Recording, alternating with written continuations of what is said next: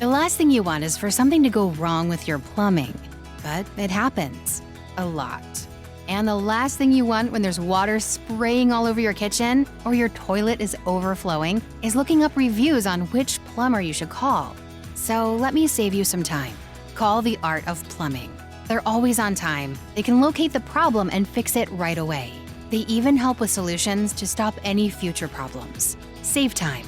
Call the Art of Plumbing today. 541-951-9405. Hey, come take a walk with me.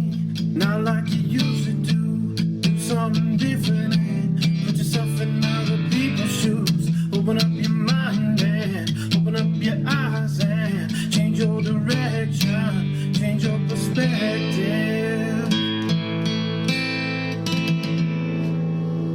Welcome into Other People's Shoes. As you know, I am your host, Neil Matthews. Thank you for joining us. We are in our 6th season. I'm going to let that just sit on the table just for a second. Kind of breathe in that air that we're breathing. And we're going to look out for some joy today because we're going out to a state that I've been to, a state that I'm actually kind of fond of. It's a happy state.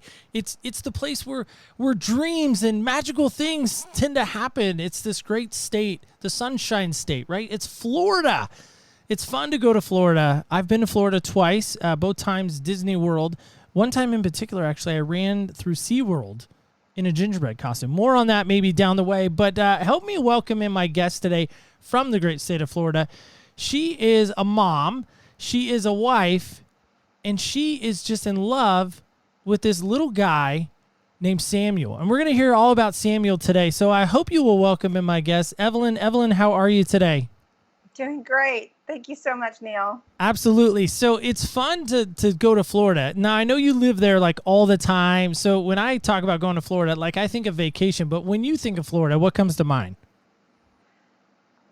Well, I probably think of the same thing before I moved here, but as people who live here will vouch, typically you're not living on the beach. You'd like to. The people that have the tan are the people that are on vacation. So typically it's not the people that live here. But no, definitely Florida is beautiful, sunny, occasional thunder showers. We have our fair share of hurricanes, which we don't like, but everybody has something, I think, in different parts of the country. So that's our thing. But just really pretty, really, really a beautiful state, beautiful places to go. You know, I always like to tell people how we get in touch with guests. And our good friend Adria, I know you know Adria. She's a good, I think, a friend of yours. Isn't that Yes. how you know her? So Yes. so we're obviously on the lookout for joy today as we sit with you. That's a homage to Adria and what she's doing over with her stuff. But to me, when she first started telling me about not only your experience, but the experience with your son and everything that has come with that and your husband and all that, to me, your story was fascinating to me on so many levels because of the fact of what you've walked through. And I don't know about anybody else. When I hear of a story that somebody has walked through where there's perseverance that's been involved, when there's been struggle that's been involved, when there's been obviously hardship and heartache at times, but then there's some victory in that as well. To me, that's a movie, and I'm not saying your life should be a movie, but maybe it should, so who knows. but I'm thinking, like, to me, that's a compelling story to go hear about and listen about, and that's why we wanted to have you on today. So we just, again, wanted to thank you for giving us a few moments today. So we want to say that first off. My pleasure. But before we go too far, we got to, of course, answer this most important question. Now, I know you've been on television, you've been interviewed on another, podcast, and you're kind of, in a sense, not that you're a celebrity by any means, but you're kind of getting some celebrity status. Maybe we're over dramatizing that a little bit, but maybe a little bit. So, but I want to ask you this most important question, and that's this. What style of shoes do you love to wear? Okay. Well, slippers.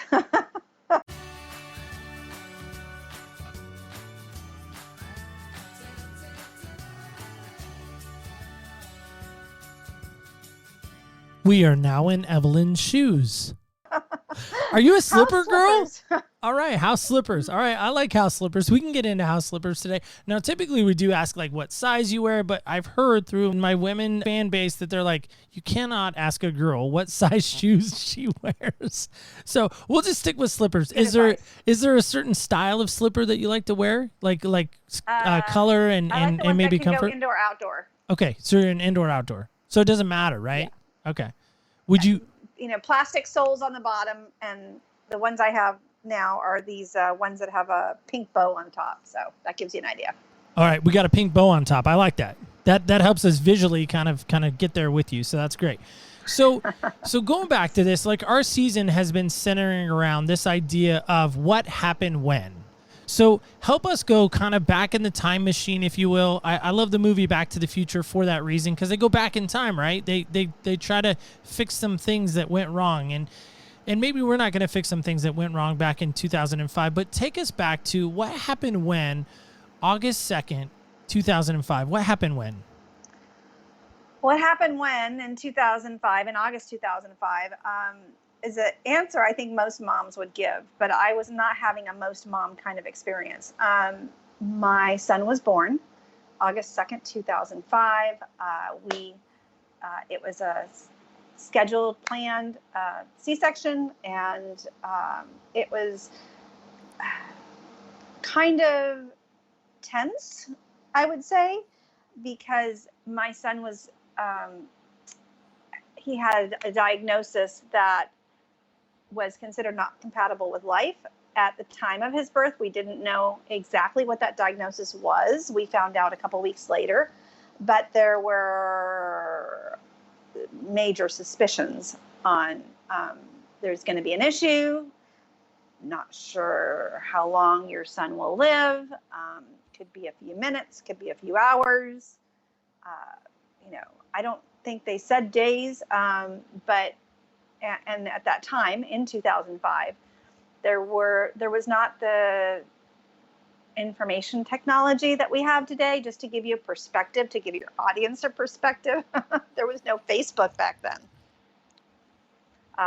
There was something called caringbridge.org, which is where people that are having challenges, someone breaks an arm and they go in the hospital. They don't want everybody to, bombard the person who's trying to recover. So caringbridge.org was created. And one of the nurses in the hospital told me that would be a great way to get the word out about how Samuel's doing. And so I joined that. But, it was a surreal kind of day because we didn't know what was going to happen. I can take you back to June 28th, 2007 for us. And I can tell you exactly where I was. I can tell you what the moment. I can tell you a lot of things about it. I was a first-time dad. And, I remember that day my daughter was born, right? I also remember that day because it was the NBA draft as well. And I've teased my daughter for years. I only remember your birthday because the NBA draft was going on. And my wife is like, really, that's what you remember most about me giving birth was the NBA draft, not your daughter being born. I'm like, well, that happened too. But I say all that because prior to the arrival of Samuel, you mentioned that there was some tests, some things that obviously happen as part of a normal, pregnancy and all of that. What kind of tests were those, and what did those tests tell you about Samuel? Well, we went for the normal, sonogram, week 20. Are we having a boy or a girl? That kind of joyous, exciting discovery for first-time parents. And, I'd never seen a sonogram. I mean, you see them on like movies or something. You see them on TV, but I'd never seen one close up. And so when the gal was taking the picture of my belly, it was her and another girl, and they were both really quiet. And then she started saying something. I don't know if it was Spanish or what she was saying, but they quickly exited the room, asked me to get dressed. And so we waited in the doctor's office, and we had no clue. Like, does this normally happen? Are you ushered into the doctor's office? To be honest, we didn't have any idea that anything was going anywhere other than are we having a boy or a girl? And about half an hour of waiting, I looked down the hallway, and there's a doctor pulling this print off sheet off the printer. And in about 10 minutes, he came in and sat down with this print off sheet and said, well, the good news is you're having a boy. The bad news is he's not growing the way he should be.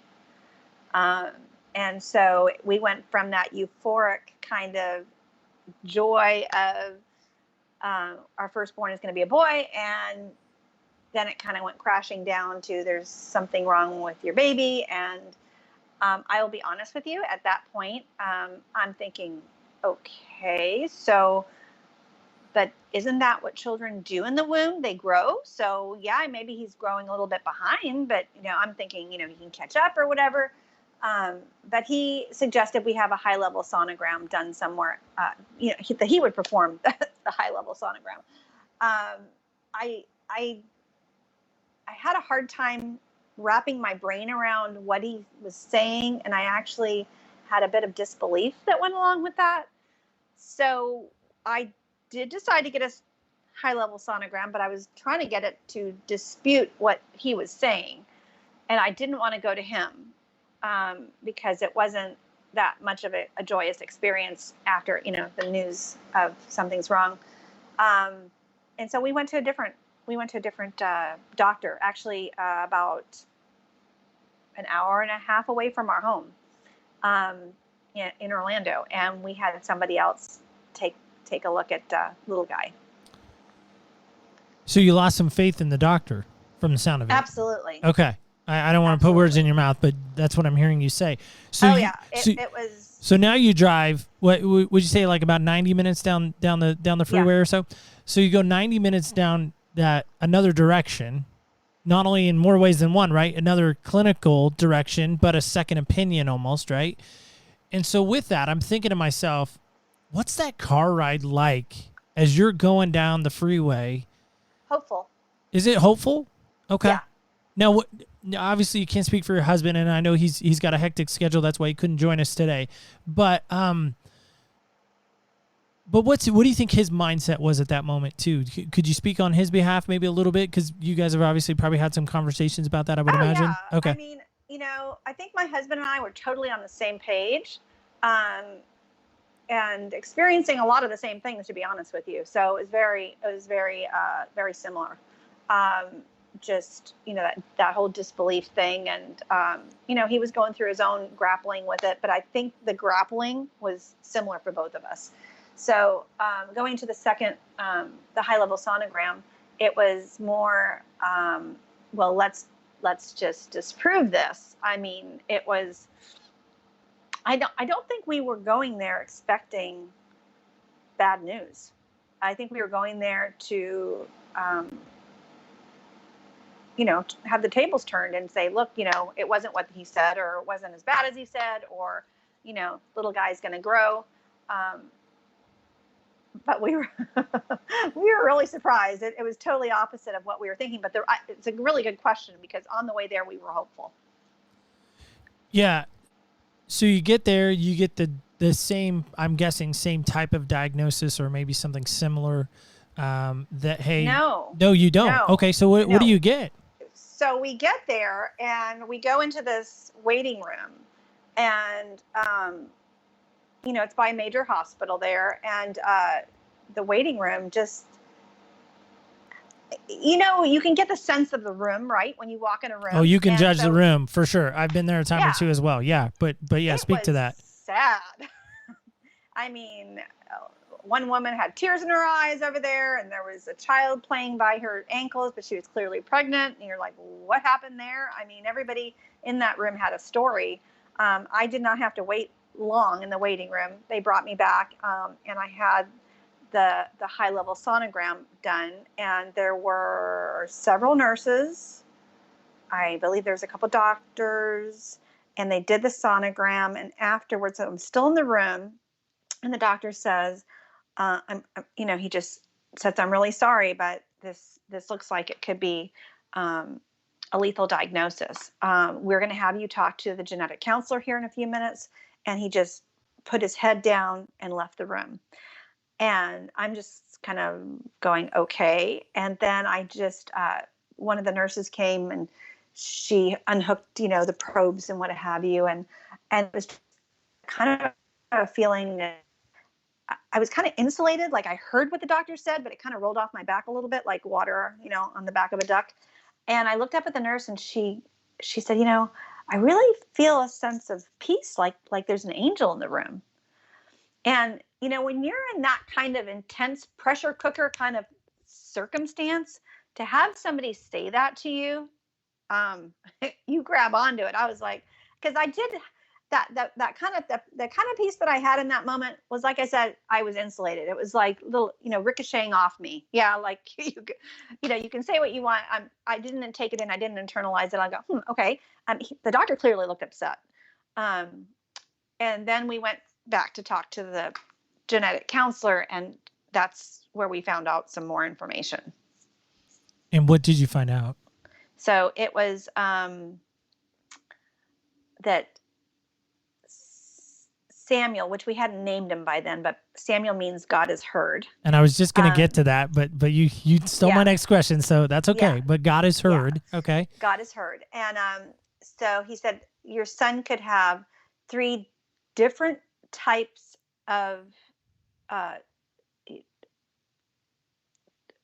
diagnoses, right? And here are the 3.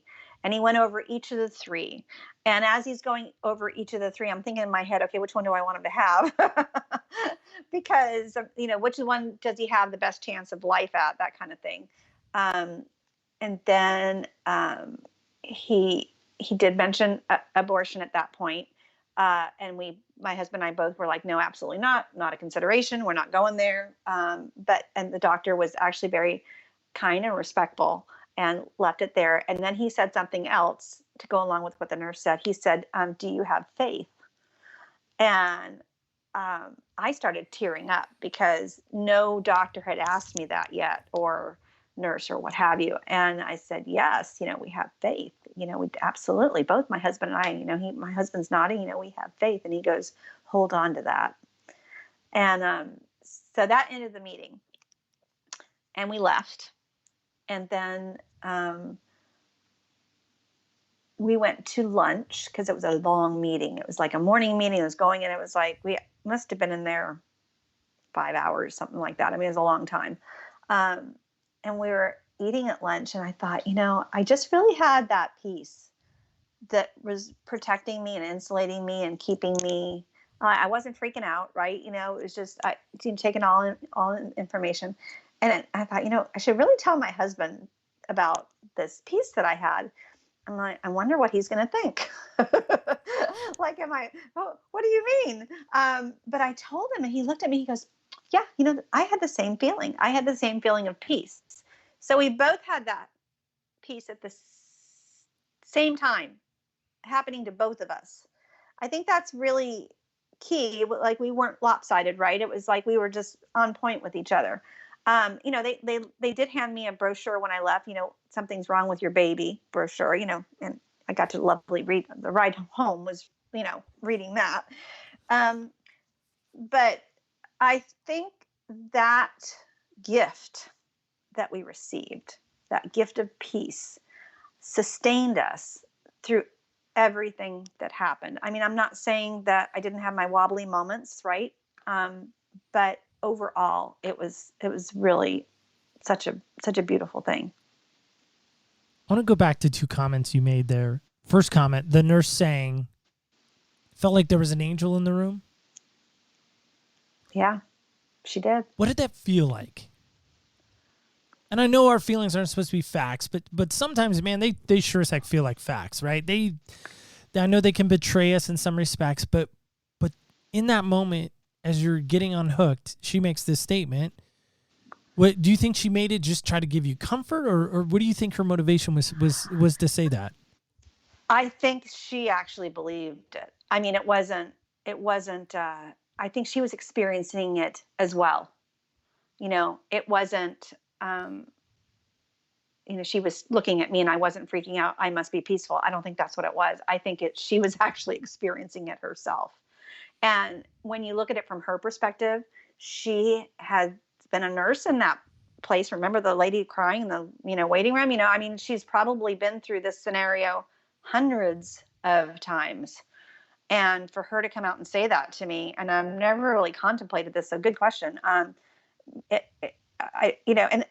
top of that, to actually say that to a mom, right, is, I mean, that was 2005. I mean, maybe a little out of place, but she had to take a leap of faith to see how I would react to that. Well, that's kind of that was kind of the reason for my question is, like, I haven't been in too many doctor, nurse situations in my life, and my wife and are fortunate. We have a 13-year-old daughter, relatively healthy, pregnancy. We were blessed to walk through that, but prior to that, we lost a child. And it was not a great experience. And I don't ever remember the ultrasound nurse, or any nurse for that matter, saying, "There's an angel in the room with you." And when I say that, that almost sounds flippantly. And I'm not by any means trying to say what she said was flippantly, because obviously it spoke to you.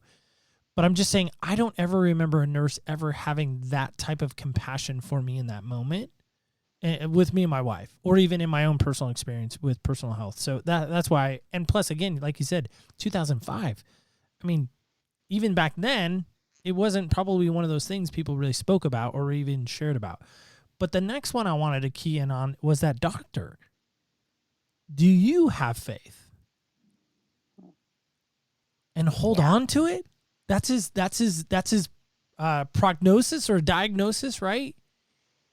Now, what if your answer would have been, no, we don't have faith? Like what I just roll that out like even further. Like, what would his response then been to that? Like, no, we don't have faith. Like, we don't believe in anything. Like, we're struggling here. Like, would he have then, I don't know, prayed for you guys? Would he have then, who knows what would have happened? Well, what's interesting is, I think, I'm not sure if I was wearing a cross that day. I don't remember, but I remember leaving there wondering why he said that, because I don't know that my husband and I gave off any clues that we, other than we probably weren't freaking out, because God was giving us peace, that we had that faith. But again, looking from their perspective, how many appointments do they have like this? And you have a couple of parents sitting in front of you and they're not falling apart. I mean, that may have been a clue. I don't know, but I did send him pictures of my son for about 5 or 6 years after he was born, to encourage that doctor, to let him know that, Samuel was a survivor. Did you ever get any type of response back from him? No. Okay. Just curious. No. Yeah. Just curious.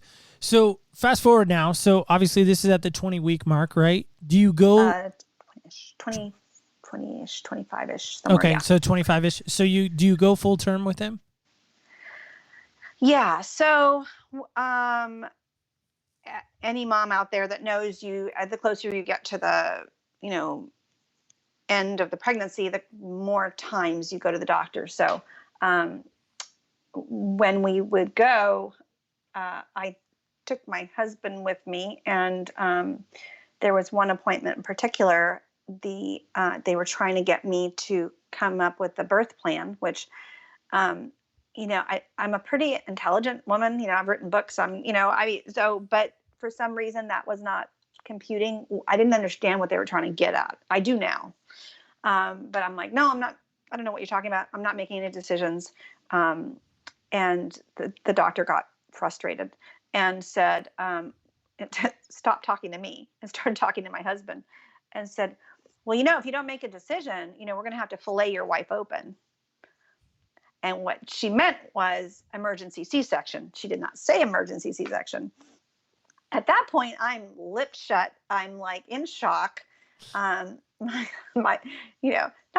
good to say to my husband. He's like, you will not, do that to my wife. And,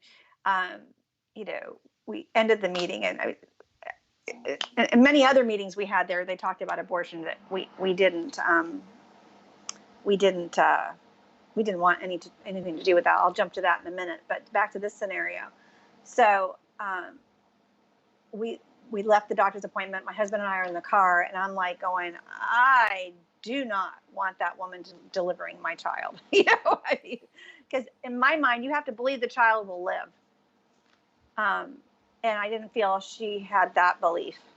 Actually, there's a cool story to her. You know, she ended up coming to me when I was in the hospital and you know, saying basically you can't predict everything, right? But those visits to the doctor's office before Samuel was born were very difficult. I'd be told that you know, about this abortion thing. I finally said, "Would you please stop asking me, because my answer is not going to change." But in another instance, I went and I met with the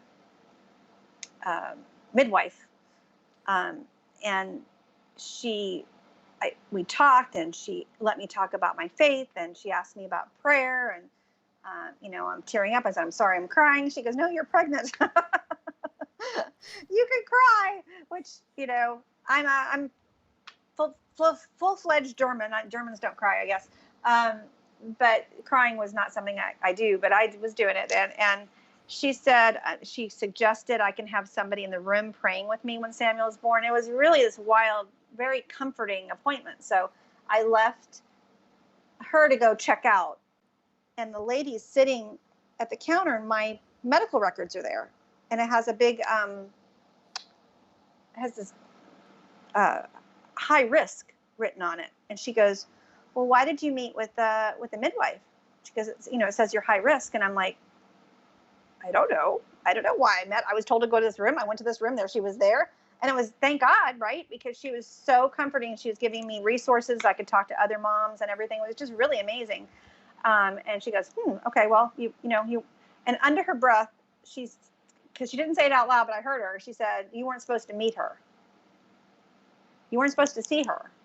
So again, it was just, I feel God giving me these little moments of, yes, it's like I'm being pounded, but in these little moments of pockets, I guess you could call it, little pockets of inspiration and comfort. I love that. I love that a lot. And I love the fact that it seems like every account so far that you've shared with us, this idea that Samuel is not going to be able to do that. He can't do that. He won't do that. He's not going to do this. He's not going to do that. He can't. When is there going to be that moment where somebody goes, no. He may not be able to do these things, but guess what he can do? Can you speak to that maybe? And before you get there, what diagnosis did he end up with? Because I know it's this kind of really complicated. Well, for me, it is a very challenging diagnosis to give. But what was the final diagnosis? And then maybe talk about that, and then talk about how he, you know, dismissing the can'ts and talk about the cans, if that makes sense. Two-part there. Sure. Yeah, absolutely. So Samuel's diagnosis is called thanatophoric dysplasia dwarfism. So the technical term is thanatophoric dysplasia, but it is a form of dwarfism. There are 200 different types of dwarfism. Thanatophoric in Greek means death-bringing, or as one Greek gentleman told me, heaven-going.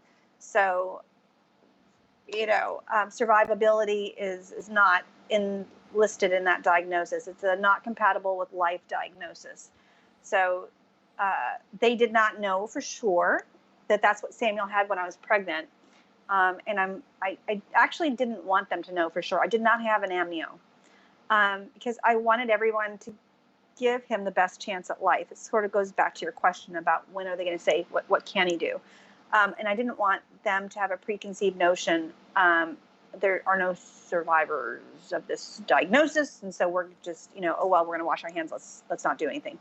I didn't want them to have that insight before Samuel was born. I wanted him to have a chance, and whether that chance was 5 minutes or 5 hours or 5 days or 50 days or whatever God had in store, right? I just wanted him to have that chance. So, as far as what can he do, that didn't happen for a long time. So we did have,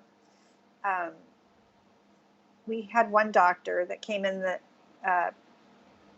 NICU, and looked at Samuel and said to me, "Your child will die." So I think he was about maybe he's under 6 weeks old at that point. And so again, that insulation I talked about, when one ear and out the other. I mean, I had nurses coming over giving me hugs after that little speech, but just how cool it is. A year later, Samuel turned a year old, and we had a house fire in the middle of all this, and we were in a rental house, of course, right? You talk about movie-like, that's movie-like. So we were in a rental house. It's the last day. Actually, I normally don't share this, but let me just tell you this. So it's the last day that we are moving out of the house. My husband's there. I'm not there, and he's about to disconnect the phone, because it's not our phone anymore. We're moving, back into our house after the house fire, and it rings, and it's that doctor that said, your child will die, because I had sent them a picture and invited them to Samuel's birthday party. He got it and called on the last day that we're in this house, and he said to my husband, "Well, not all children are the same." And we took that as his apology that, what he said didn't happen. I mean, when he told me that in the NICU, I thought to myself, well, we all die, right? I mean, that happens to all of us. But how cool it is, how wonderful it is that after getting that birthday card, invitation to come to his year-old birthday party, that he called my husband. And we're not even, that's the last day of the house. I mean, just all the circumstances, really amazing. I don't know about you, but I'd love to prove people wrong.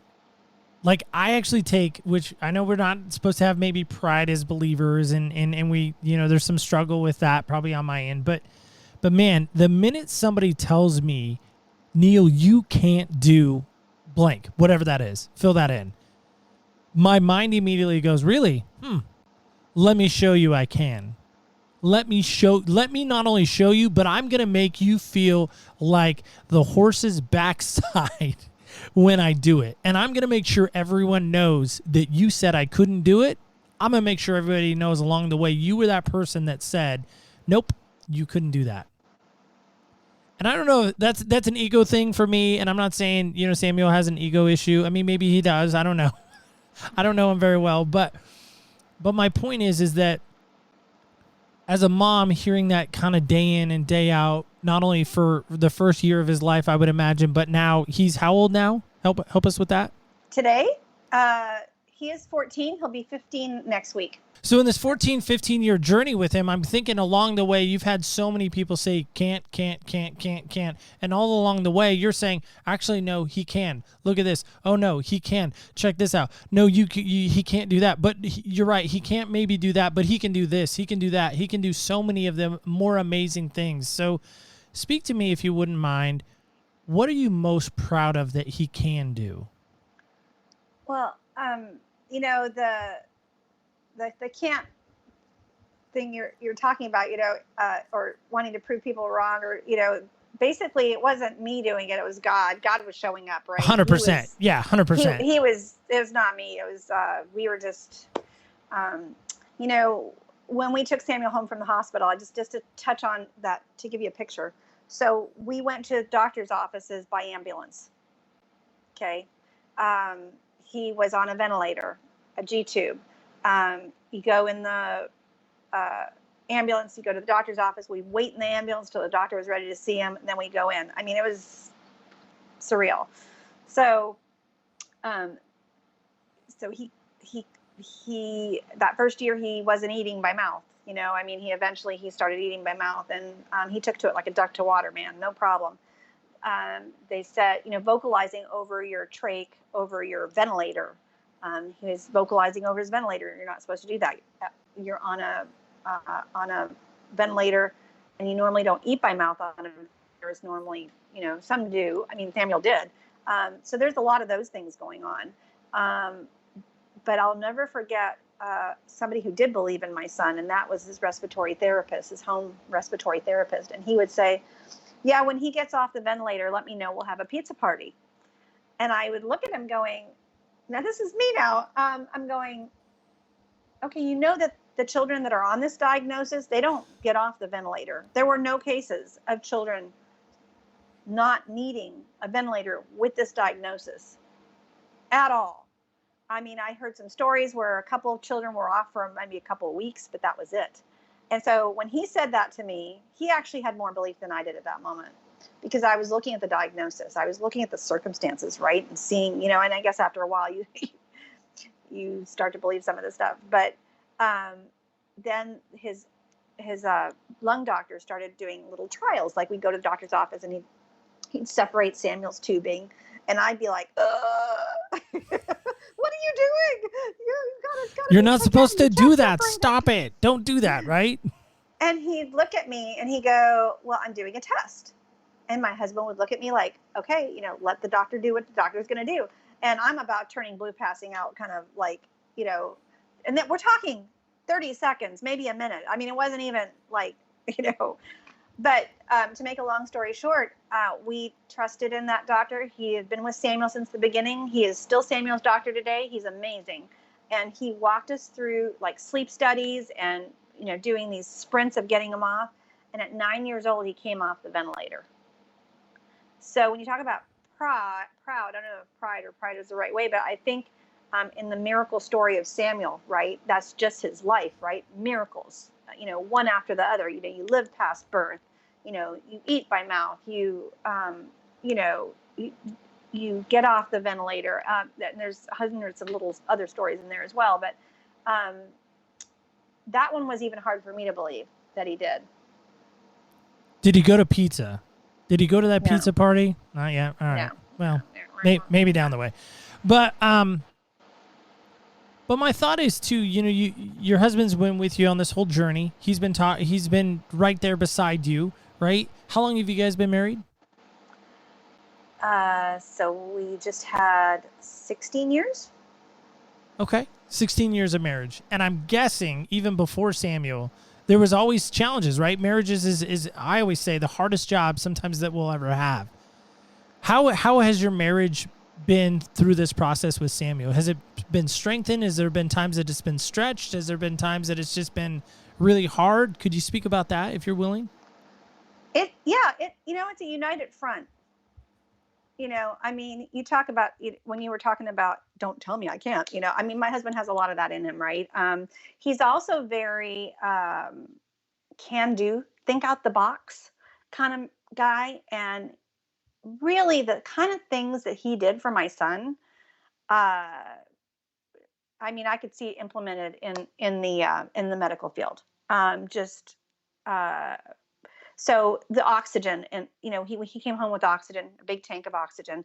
You have to help him breathe. Sometimes you disconnect the tubing and help him breathe, get him straight oxygen. It just pushes the oxygen, and you finish. You disconnect him, plug him up back to the ventilator, and it's happened before. You forget to turn off the oxygen. Well, this oxygen you need that oxygen there. You don't want it just going in the rim, just escaping.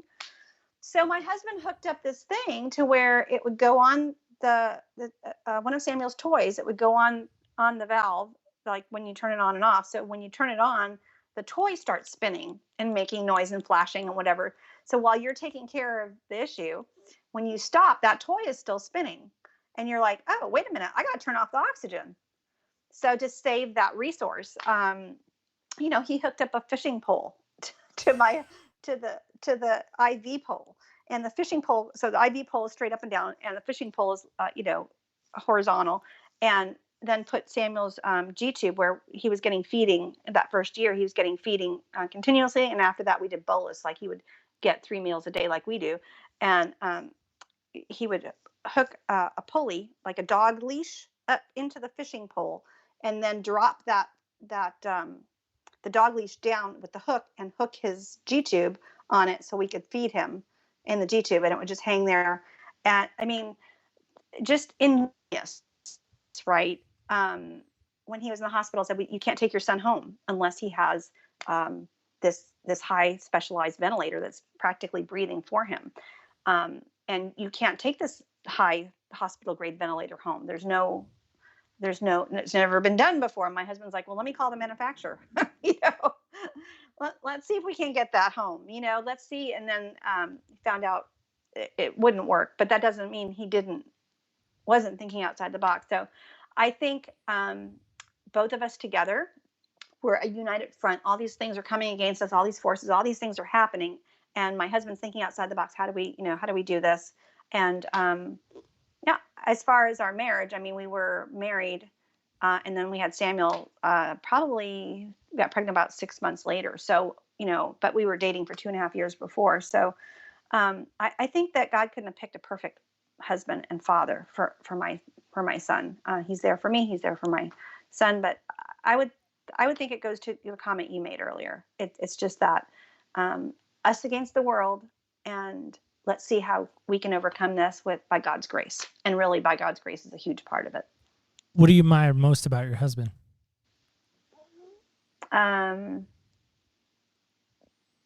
Dedication, really, stick-to-itness, never really getting too flustered. I mean, we have moments. I mean, we have a teenage son in our house.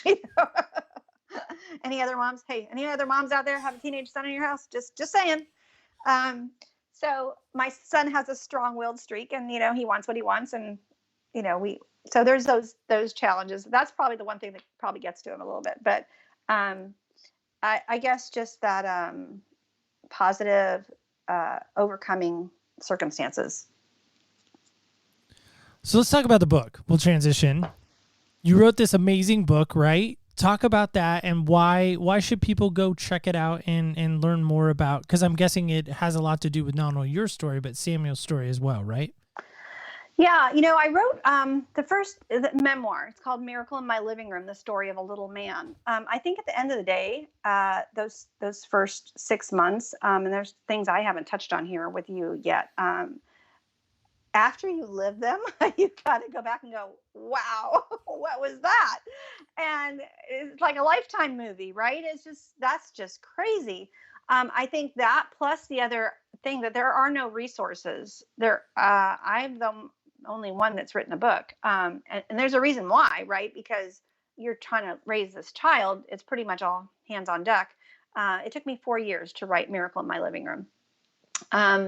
But it goes through that story. There's that resource. There's a twofold purpose to it. The first fold is to give other moms, hope that children with anaphoric dysplasia can live. And I had one mom actually take the book to one of her doctor's appointments and say, "Look, have you heard of Samuel? Here it is." It's like, here, it's in your face. And the second fold purpose, I think, like you were saying, I think everybody loves an underdog story, right? The against all odds kind of circumstance, and you have somebody coming out at the other end triumphing over the challenges. And so there's a lot of that in Miracle in My Living Room. I'm pretty open about the journey and the ups and downs and the things that happen. So, it's not all butterflies and sunshine. But at the end of the day, how God gave us grace, and how he triumphed and overcame the odds. So that's the first edition. And then I wrote Miracle in My Living Room 2, which is a second edition. And that I put after what happened after Samuel came home from the hospital, and a couple of the stories I shared with you, and just that triumphing over the circumstances, even to this day. So there's a lot of my mom journey in there. The second book I wrote is called Thriving Through Your Trials, Devotions of Miracles, Faith, and Prayer. And it's a series of 30 plus devotions. And it shares a lot of my mom's story as well, with scriptures and just hope. And, that miracles happen, and they still happen today, and they can happen to you. Because before Samuel, I was like, yeah, miracles happen. Yeah, they happen in other countries, to other people that have more faith than we do. And I really believe that, and this journey taught me that, and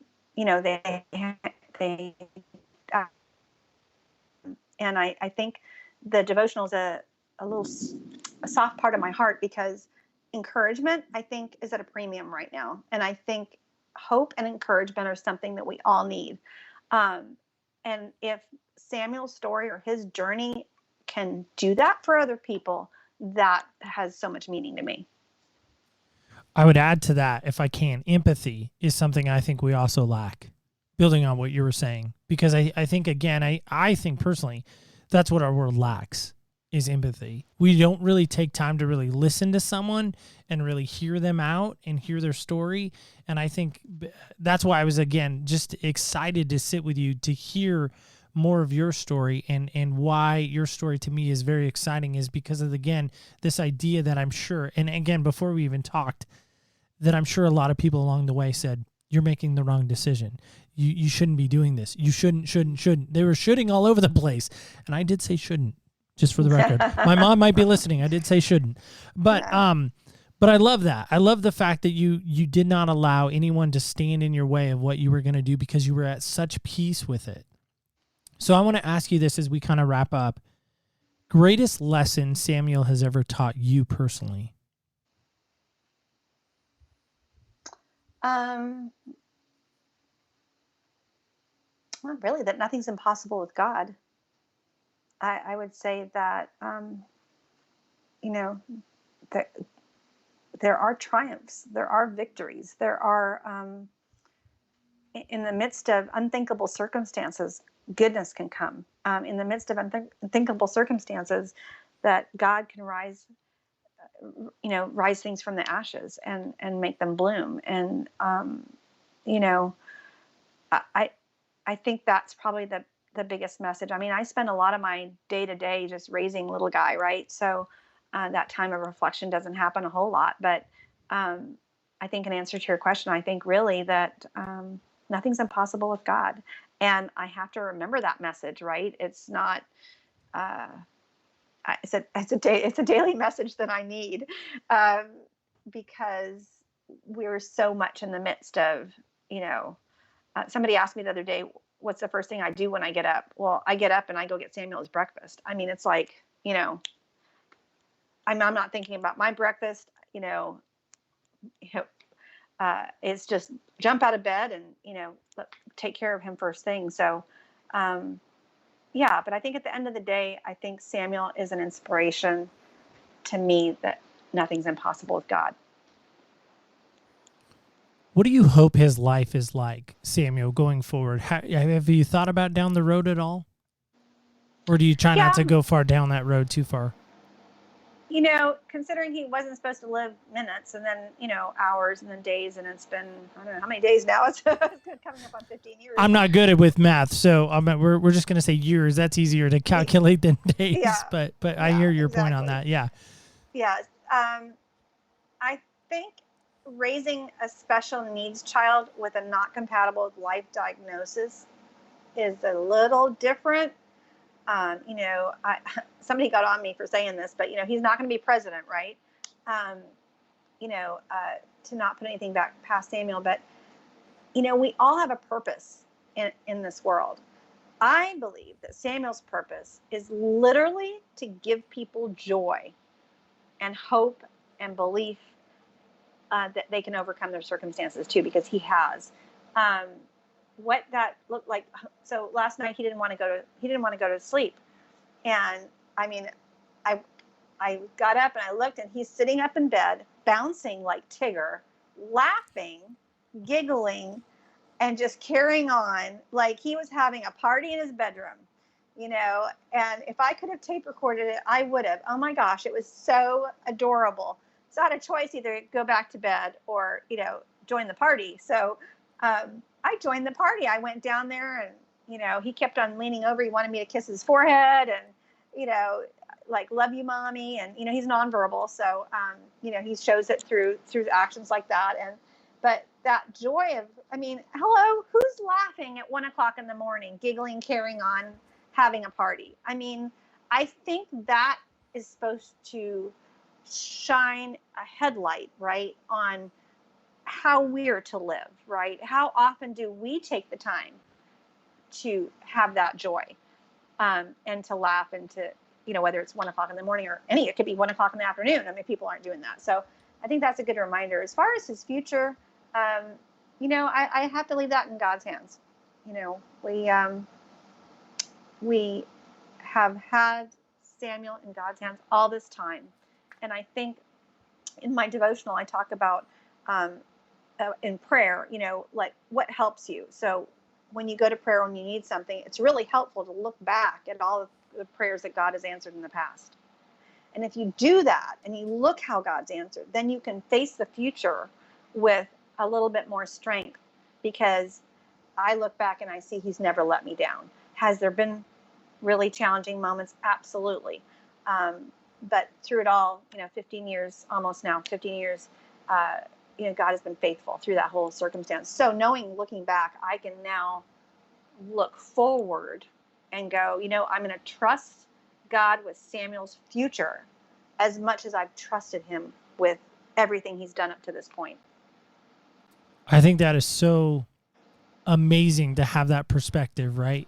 Because again, I don't want to dwell too much on the can'ts, but I think too often we again have this mindset of, I can't do that. I won't be able to do that. So therefore my life doesn't mean anything. And I love the fact that you're taking his life and using his life in a way to say, hey, look at this little guy and look at his ways of still trying to find the joy, right? Still trying to find the fulfillment and still trying to find a purpose.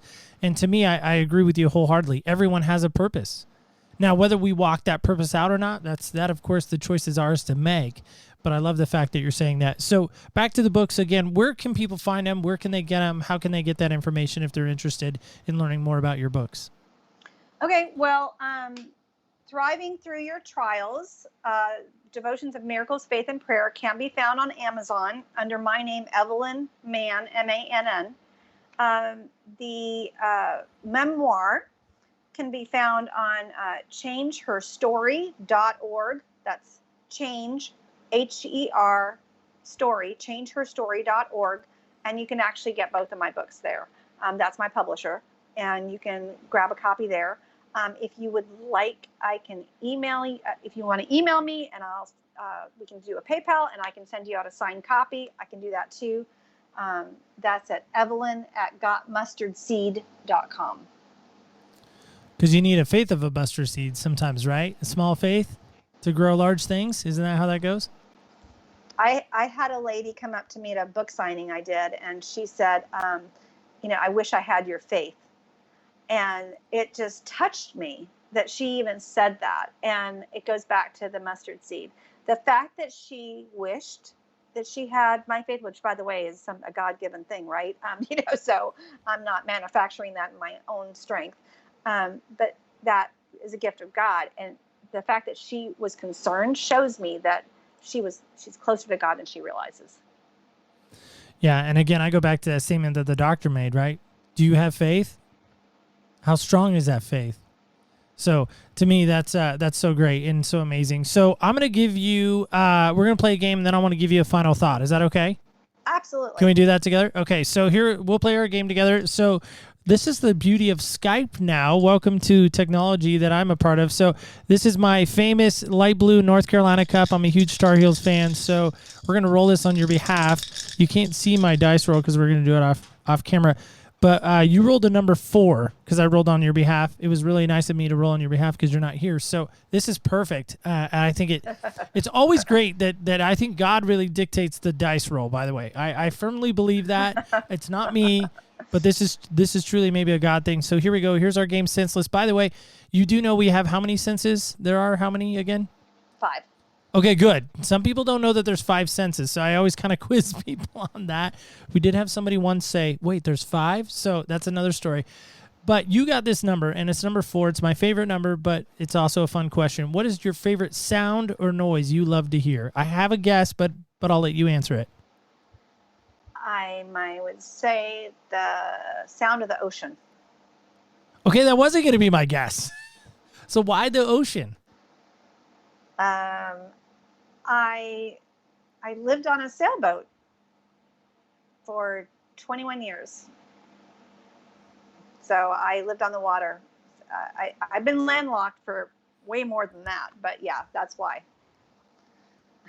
21 years, man. How many sunrises and sunsets did you see that just took your breath away? I was a child. I don't know that I appreciated it like I should have at the time. But yeah, I mean, waterfalls in the in the Canadian islands up there. Mountains in Central America, volcanic mountains in Central America, the Panama Canal, the islands, and that was my parents were very adventurous. That feels like a book all in itself, by the way. Yeah, it's probably going to be a book. Yeah, I'm writing a third book right now. It's loosely based on my father's life. So he passed away last year. So I'm writing his. He was a very interesting person, lived a very interesting life, and so I'm taking bits and pieces of that, and I'm writing my first fiction novel. It's called The Handshake right now. So I'm in the process of doing that. I look forward to hearing more about that. That I'm not a book reader, but that would be one that I would want to pick up, because I would want to be I'm fascinated by people's stories, as you have probably discovered just in our short time together today. But Evelyn, final thought goes to you. What would you say to us, and what would your final thoughts be? Well, I think it's empathy. We were talking about earlier, like at the end of the day, we all go through something, right? So my something is very different from a lot of other people's something. But, looking at those common denominators, like I'm still a mom, and there are a lot of moms out there. Samuel has I like to tell people that it's like a part of me living outside my body, right? That's what Samuel is. So that kind of mom heartbeat is something that all moms can relate to, right? My journey is very, very, very, very different. However, we are more alike than you realize, because we have that mom heartbeat. So I think at the end of the day, just to find the similarities we have in each other, and how we can use those similarities to come alongside one another in encouragement. So if you see a special needs family, we're very open to questions. Feel free to ask a question and just say, is it okay if I ask you this question? Get that permission up front, and then ask maybe about their lives. And you may find that you have more in common with that mom than you realize. I mean, because we all have worries about our kids, right? Whether it's special needs or not. Are they going to, do great in the soccer game, or are they going to have good grades? I could go on and on and on. So I think at the end of the day, just to look at similarities that we all have with each other, and to walk with each other in those similarities, recognizing the differences, acknowledging them, and then sharing whatever it is you're going through. And I think there's a huge amount of connection there. If Samuel's story may sound a little familiar to you, he was featured on the Learning Channel on Body Bazaar. So, but they did a very beautiful piece on my little guy. And if you've seen that, you've seen him on his boogie board, which is a little boogie board on wheels. And the camera guy actually put a GoPro on his boogie board to get his perspective. Totally cool. So anyway, just if your audience has I've heard this before, this is sounding familiar, that may be why. Yeah, I think you're absolutely right. I think you're totally on with what we believe in as well. And so, again, I just want to say thank you so much for coming on today and joining us today. Guys, as we wrap up, I just want to remind us all of this simple idea, and that's this. Remember, when we walk in other people's shoes, we really do get a different perspective on life. Samuel is this great guy. Guys, we'll link some social media stuff as well to their information, so you can check out not only Samuel's story, but learn more about him and learn more about how his can't really is really in a can. And guys, I think there's just so much power in that. If we kind of flip that script a little bit, it really depends on us, though. We got to make that change, and hopefully you can do that as well. So guys, again, just want to remind you of that, and join us next week, of course, as we walk in other people's shoes.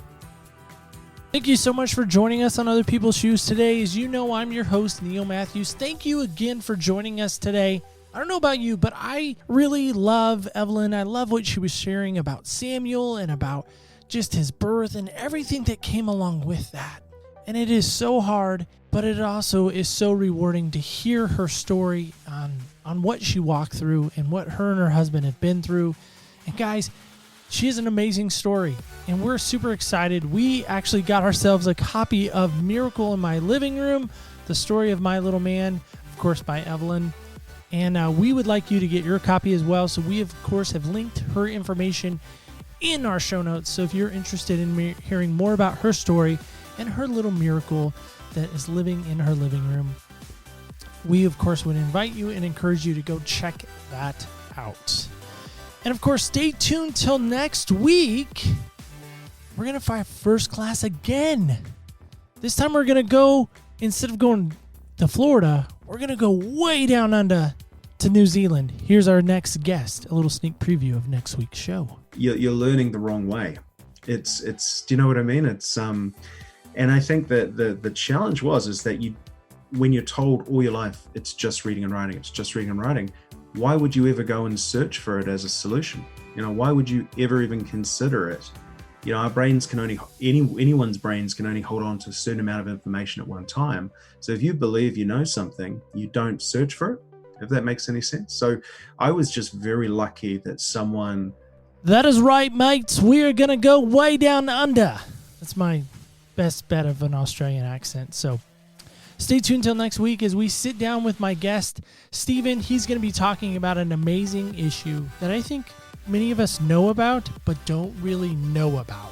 What might we be talking about? Well, stay tuned till next Wednesday when you hear more about that. Wednesday, of course, is the great day when our show comes out each and every week at opspodcast.com. Of course, we would love for you to take a listen to that either there or on your favorite podcast platform of choice. Past, present, and future episodes are there each and every week for you. They are on demand. So even if you're behind and you don't listen every week, which is okay, they're on demand. You can listen as you please whenever you can.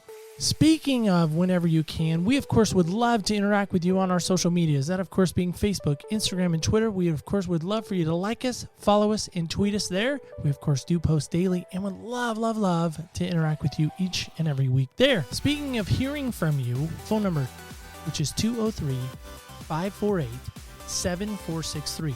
That's 203-548-7463. That is, of course, our text and voicemail line. If you would like to give us some feedback, we would love to hear from you there. So just remember, guys, when you walk in other people's shoes, you really do get a different perspective on life. On behalf of executive producer Garrett and myself, Neil Matthews, we, of course, want to invite you back next week as we try on other people's shoes.